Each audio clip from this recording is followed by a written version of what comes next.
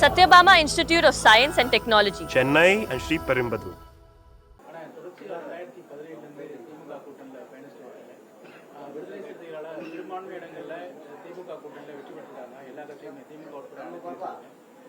இந்த அமைச்சரவை கூட்டத்தில் இடம்பெற்றது குறித்து கடுமையான சொல்லாடல்களை திமுகவுடைய மூத்த நிர்வாகிகள் பயன்படுத்துறாங்க. இணையதளத்திலேயும் திமுக கடுமையா விடுதலை சிறுத்தைகளை தொடர்ச்சியாக விமர்சிக்கிறாங்க. இது எப்படி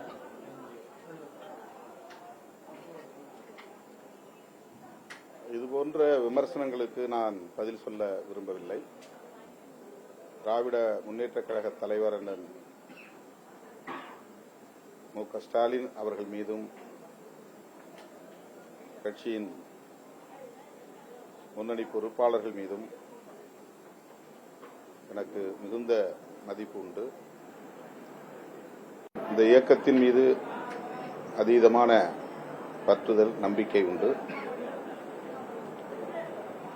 விடுதலை சிறுத்தைகளும் திராவிட முன்னேற்றக் கழகமும் எந்த அளவுக்கு கொள்கை புரிதலோடு கைகோர்த்து களமாடி இருக்கிறோம் என்பதை நாடு அறியும். இந்த முடிவை நாங்கள் மேற்கொள்வதற்கு தனிப்பட்ட முறையில்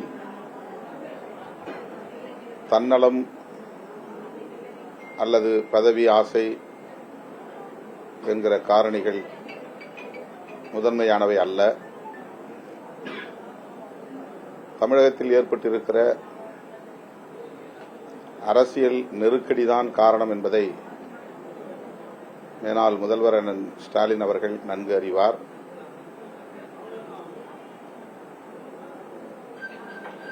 நாங்கள் இப்படி ஒரு முடிவை எடுக்க இருக்கிறோம் என்பது குறித்து அவரிடத்திலே வெளிப்படையாக நாங்கள் மனம் திறந்து பேசியிருக்கிறோம்.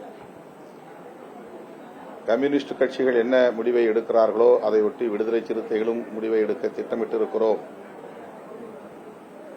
என்று நான் ஊடகங்களின் வாயிலாக சொன்னது மட்டுமில்லாமல் அவரிடத்திலே அவரை தனிமையில் சந்தித்த போதும் சொல்லியிருக்கிறேன். தனிநபர் தேவைகளுக்காக எந்த முடிவையும் நாங்கள் மேற்கொள்ள மாட்டோம் என்பதை உணர்த்துவதற்காகத்தான் கம்யூனிஸ்ட் கட்சிகள் என்ன முடிவை எடுக்கின்றனவோ அந்த முடிவை ஒட்டி எங்கள் முடிவும் இருக்கும் என்று கூறினோம். அப்போது அண்ணன் ஸ்டாலின் அவர்களோ, அன்பு இளவல் உதயநிதி ஸ்டாலின் அவர்களோ அதை எதிராக பார்க்கவில்லை. இந்த சூழலுக்கேற்ப நீங்கள் எடுக்கிற முடிவை, என்ன முடிவாக இருந்தாலும் அந்த முடிவை நடைமுறைப்படுத்துங்கள் என்றுதான் கூறினார்கள். ஆகவே அவருடைய கவனத்திற்கு எடுத்துச் சென்ற பிறகுதான் இந்த முடிவை நோக்கி நாங்கள் நகர்ந்திருக்கிறோம். வெளிப்படையாக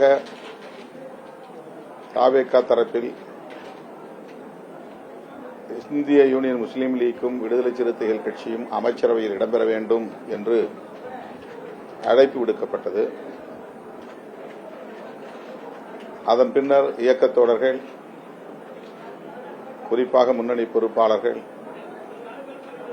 மீண்டும் இது குறித்து கலந்து பேச வேண்டும் என்று விரும்பினார்கள்.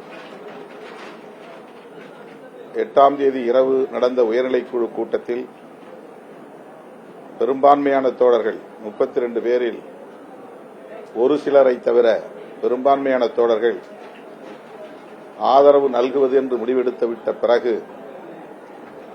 அமைச்சரவையில் இடம்பெறுவதுதான் சரியாக இருக்கும் என்ற கருத்தை முன்வைத்தார்கள்.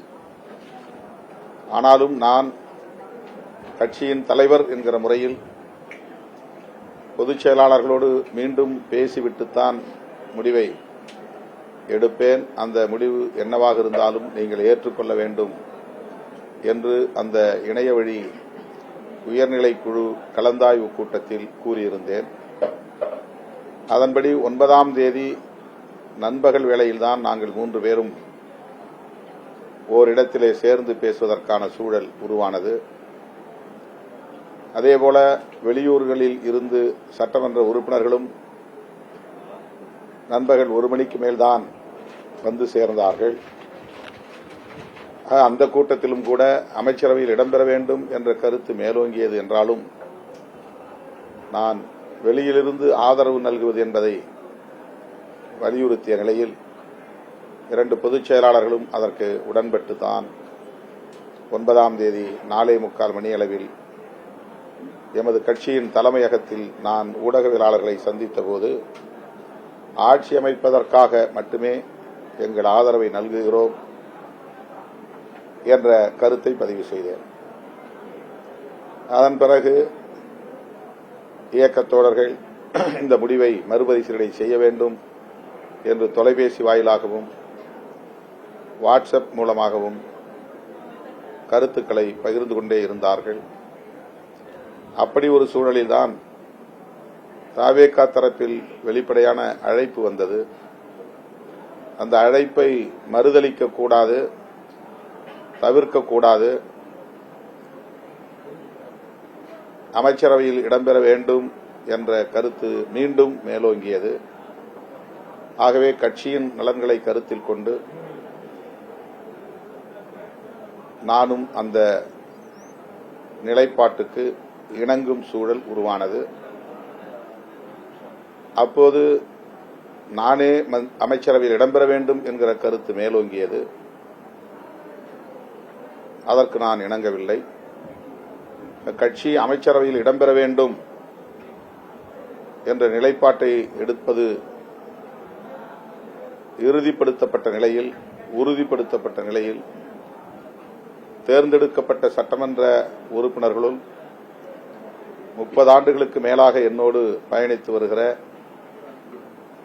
இயக்க பணிகளில் தீவிரமாக முனைப்பாக பணியாற்றிக் கொண்டிருக்கிற கட்சியின் மூத்த பொறுப்பாளராக துணை பொதுச் செயலாளராக பணியாற்றிக் கொண்டிருக்கிற வன்னியரசு அவர்களை பரிந்துரைப்பதுதான் சரி என்று நான் முடிவு செய்தேன். இயக்கத் தோழர்களின் ஒப்புதலை பெற்றேன். அதன் அடிப்படையில் நாங்கள் இணைந்திருக்கிறோம். இதில் மேற்கொண்டு கருத்து சொல்வதற்கு எதுவும் இல்லை. Satyabama Institute of Science and Technology, Chennai and Sri Perumbudur.